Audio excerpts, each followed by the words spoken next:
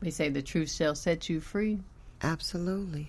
And not from others, but from yourself. From yourself. Yeah. I like that. I like that. So I definitely appreciate that. And family, we're in studio this evening with Miss April Phillips. I'm your girl, Spirit Child, and we're talking about finding ourselves. And as we go through these different interviews, finding ourselves means different things to different people. So we hope through this series that you will take a little bit of all the ingredients and put the recipe together and make it work out in your life. Now, I want to talk about transformation. Wow. Yes, sis, it goes deep with transformation.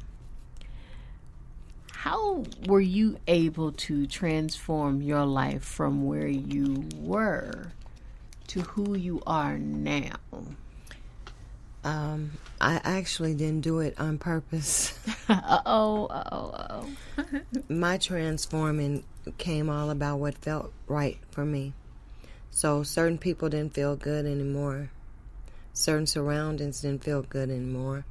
What I realized is when my transformation took place, I started to feel one with everything that lived.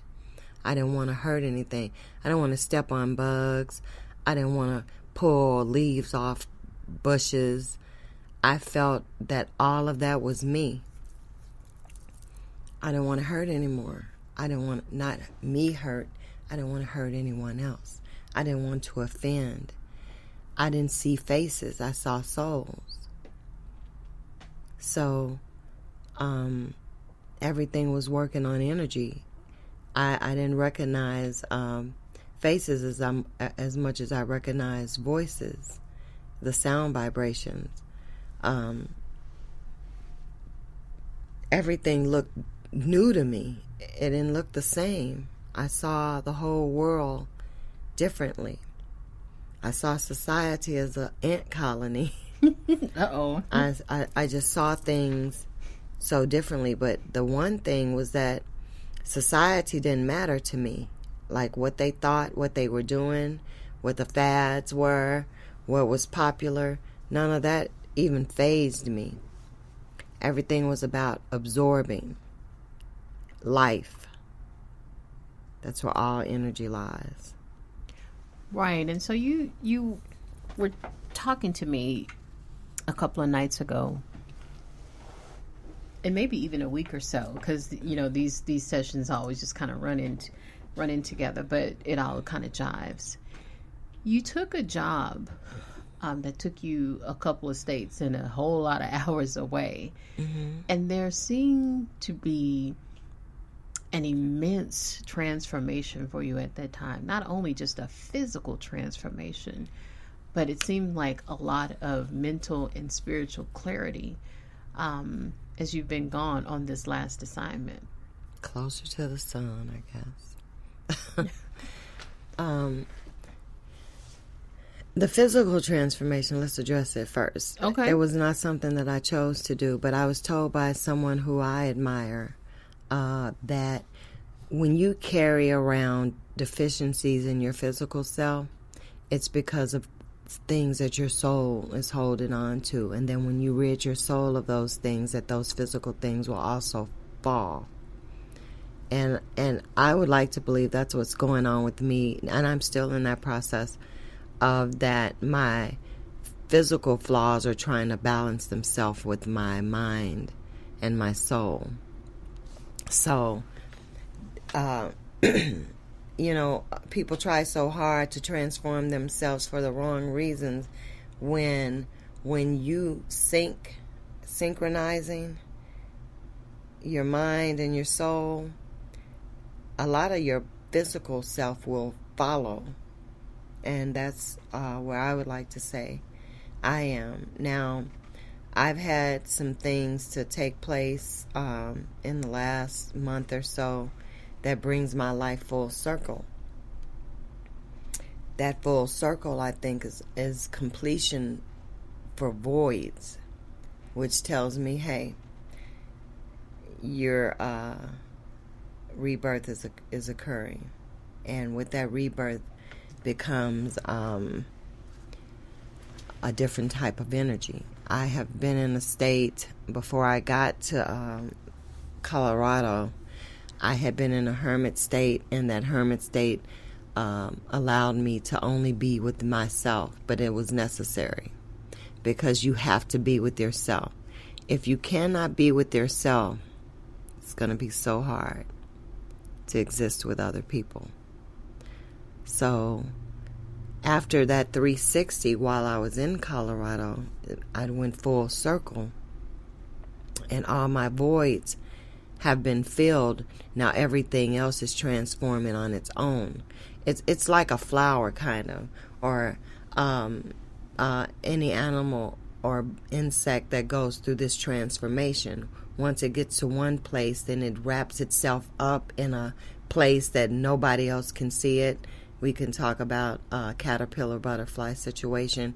The caterpillar is living in one existence, and it's doing things that only a caterpillar does. But when it's ready to transform, it takes itself away from everything else and wraps itself in a cocoon. And then when it comes out as a butterfly, it's ready to address the world in a whole new state. And that's basically where I'm at. I went through that cocoon phase, and now I'm a butterfly, and I'm ready to move and fly and be beautiful. All right, and beautiful, family, she is. You may not be able to see that, but stay tuned for those images as we see this transformation. Oh, yes, it has been definite. So it seems like you've been very definite in your purpose. Yes, pun intended, Napoleon Hill, in this transformation. And even from just a few months ago, just seeing the physical transformation, but not only the physical transformation, just feeling the lightheartedness that you impart, and your soul is shining on your shoulder, girlfriend. Thank you. Thank you. So transformation for you seems to have been a really great process. It has been great, and I'm not even trying to understand it. I'm just going with it. It's I feel like I could fly right now. Like, it may not sound like it, but really, I feel like I can fly. Oh, I can tell, because if you didn't know any better, you are about to pop up out of the seat over here. Right. My energy is so high, and I feel like I can do anything, but I'm not questioning anything. Like, I don't care. I'm just going with what is. That's all I can do. Because when you start to get in your head and start thinking about it, that's when you're going to go wrong. Just accept it and go. Just go. And that's all I can say, is that I'm not trying to understand how and why.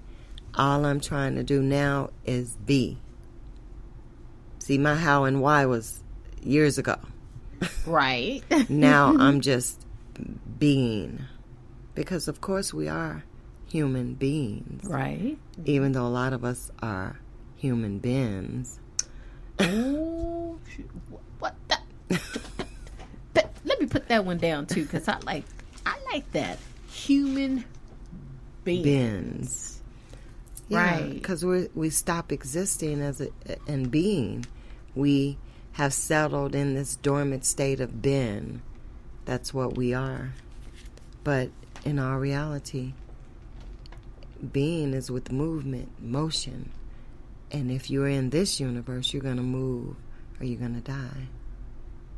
Right. So we were talking earlier, and again, these conversations just kind of go into that, because that's just how we flow here at Spirit Speaks. Right. You were talking about the energy that you're feeling and the need or the lack thereof, or need for physical sustenance. Yes. What has that been like? It's been really great. I really want to do more with it, but You know, there's things that this world presents you that you can't really be everything that you would like to be. But I'm so free right now, and I have so much energy that I have to give it away, because it's refilling like, you know, like you would like your wallet to do, but it's refilling constantly, and my body is not able to handle the energy that I'm getting.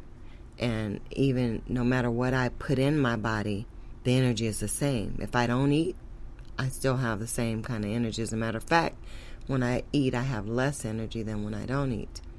So, but that need for connection is necessary for me. I'm given, like I'm constantly given. I have to, because my body cannot maintain unless I'm giving it out. It's the only way I can rest. Man, if you could bottle that, man, you'd be filthy rich. If I could bottle 1% of it. Exactly. It's so powerful that, you know, what I feel inside, spirit,